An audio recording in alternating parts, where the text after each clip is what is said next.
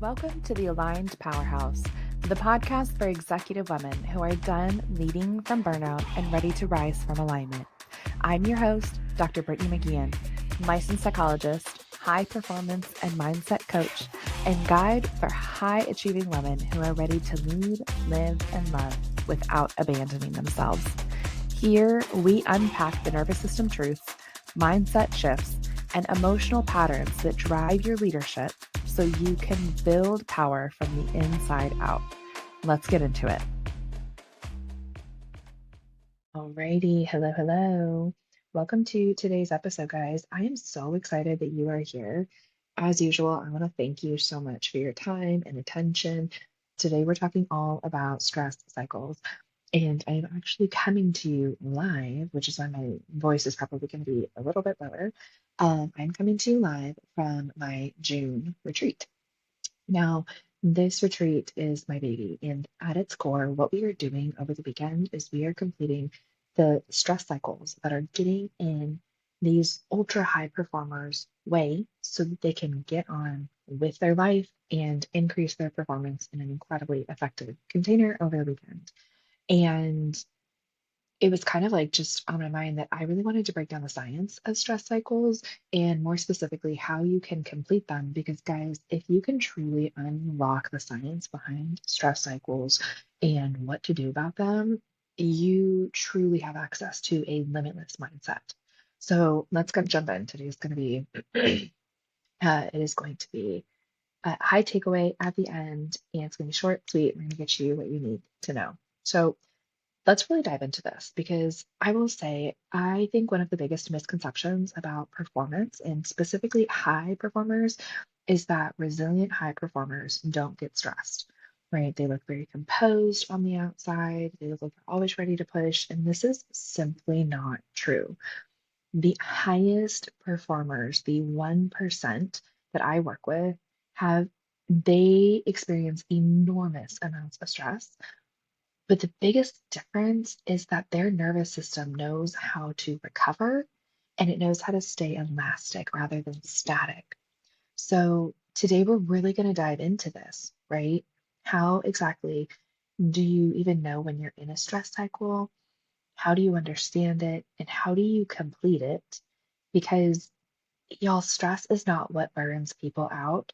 It is when you stay physiologically stuck in stress after a prolonged amount of time that the challenges continue to compound and you run into issues. So, when I thought about this episode, I really wanted to just start out at the foundation because we tend to think that stress is an emotion, right? I feel stressed. But in reality, it's not. Stress is actually a biological, physiological state. And it's when your brain is predicting that you are going to need extra resources to meet a challenge. Okay. So this challenge could be giving a presentation, having a hard conversation with a team member. Maybe you almost get into a car accident, you swerve the car, or your toddler is screaming, or you're going in for a workout, right? And your brain really doesn't distinguish particularly well between physical danger and social danger. In your brain's mind, it is all danger. So the only question that comes online is, do I need to mobilize resources right now? And if the answer is yes, the body is going to work. Your body's job, your brain's job, I always say this, your brain's job is to protect you. It is always going to do whatever it needs to do in order to survive. And so the problem is not actually the activation. The issue is that we have, as a society, have become incredibly good at turning stress cycles on and activating them, but we are atrocious at completing the cycle and turning it off.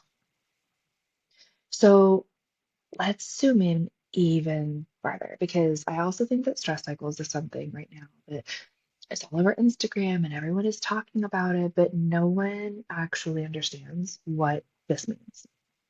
So I want to take you back to this moment, right?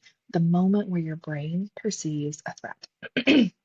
Again, it could be a real danger, like there's a bear running after you, or it could simply be a really difficult conversation. The brain's threat detection system is going to begin communicating with the hypothalamus, okay?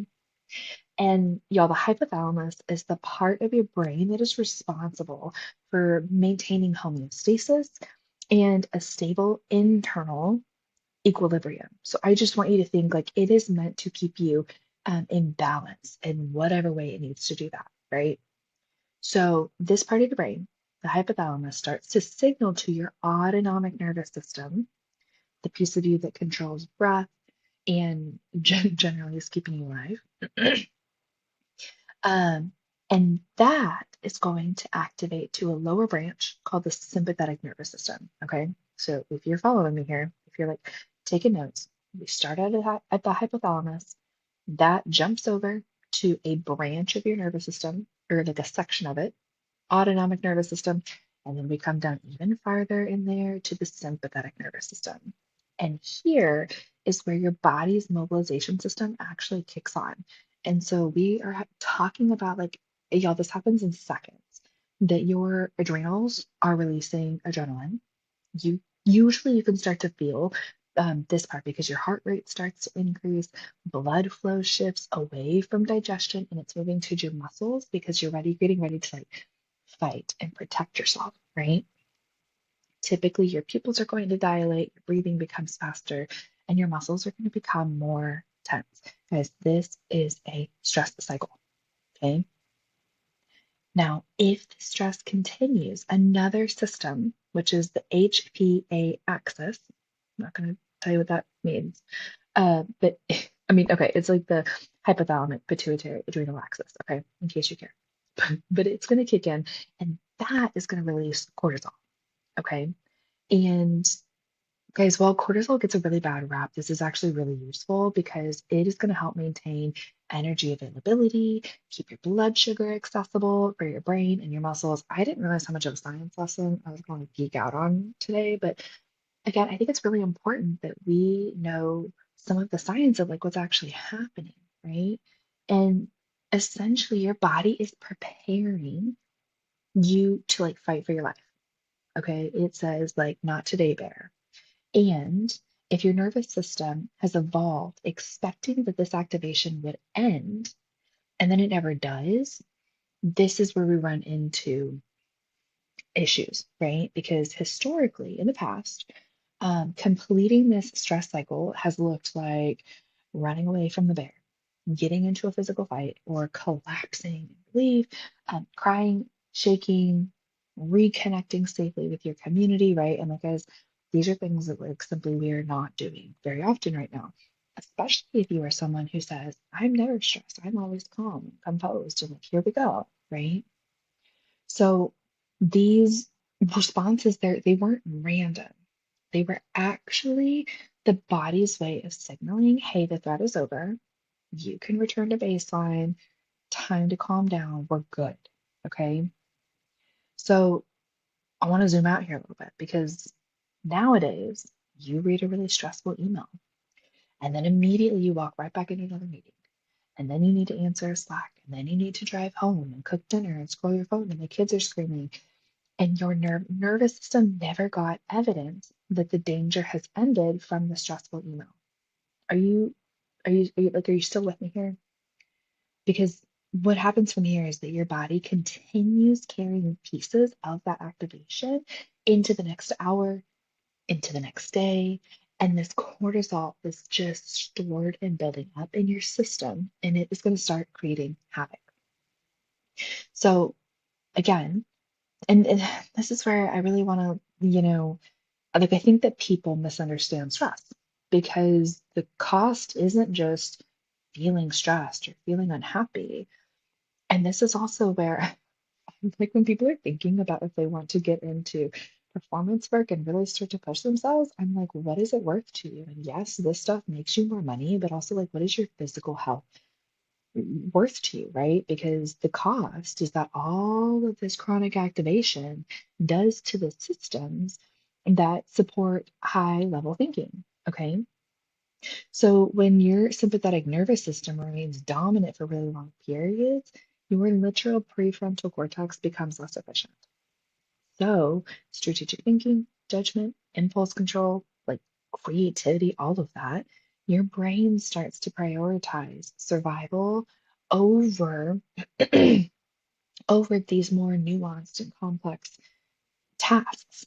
Okay, so therefore you become more reactive. You are not able to engage in critical thought.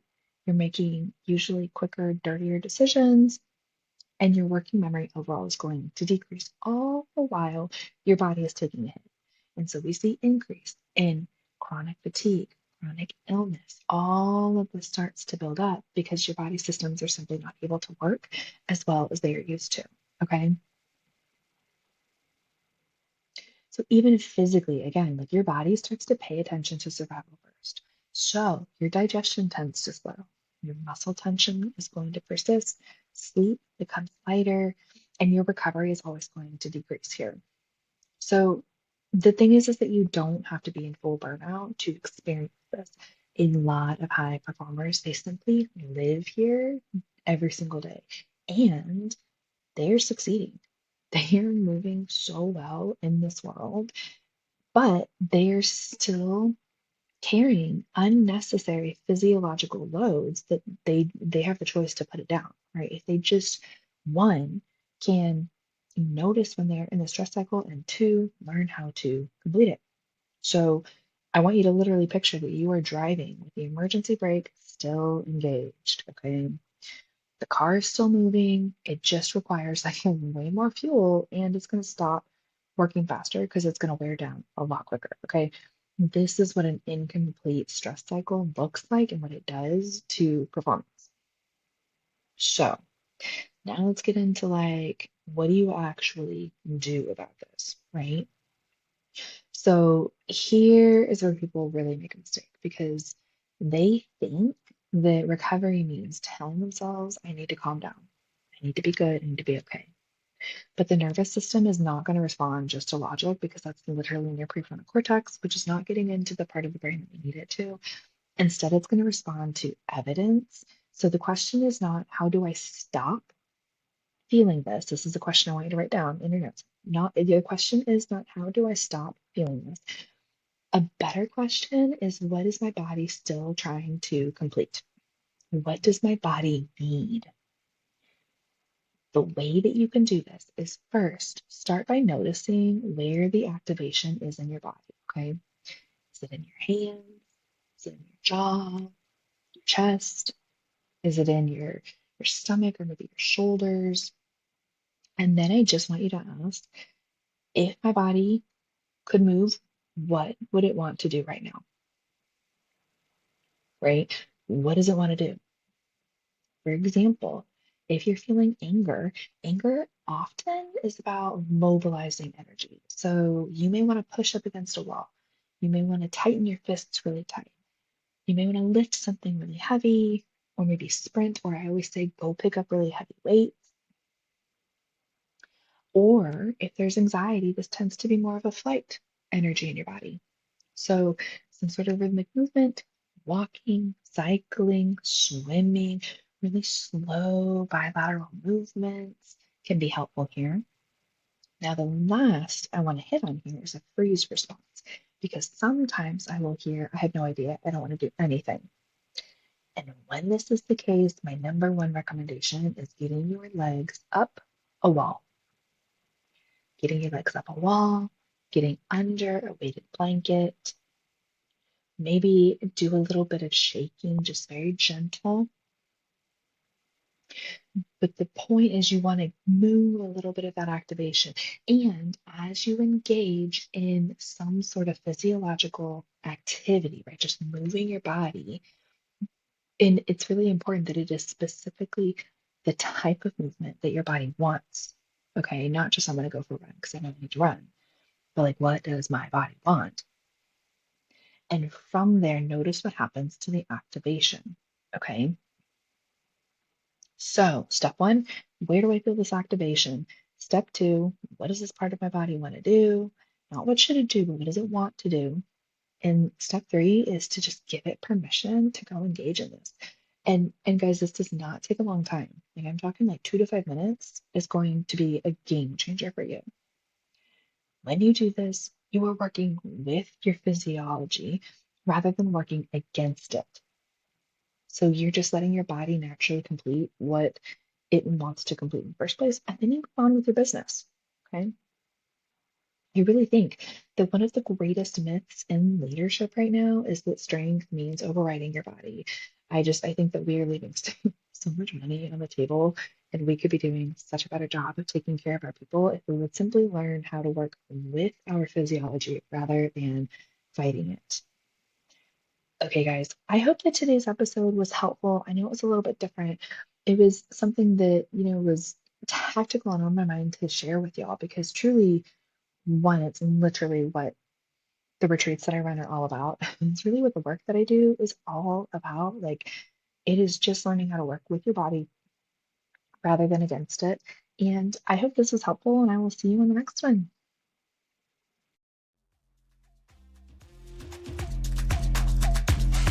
Alrighty, friend, that is all for today's episode of the Aligned Powerhouse podcast. I want to thank you so much for tuning in. And do me a favor, if this episode resonated, I want you to share it with another powerhouse woman in your life who is ready to lead and love from a place of self-trust. And don't forget to follow, subscribe, and leave a quick rating or review. It really does help more women find this work. New episodes drop every week. Until then, lead with self-trust and let yourself be seen.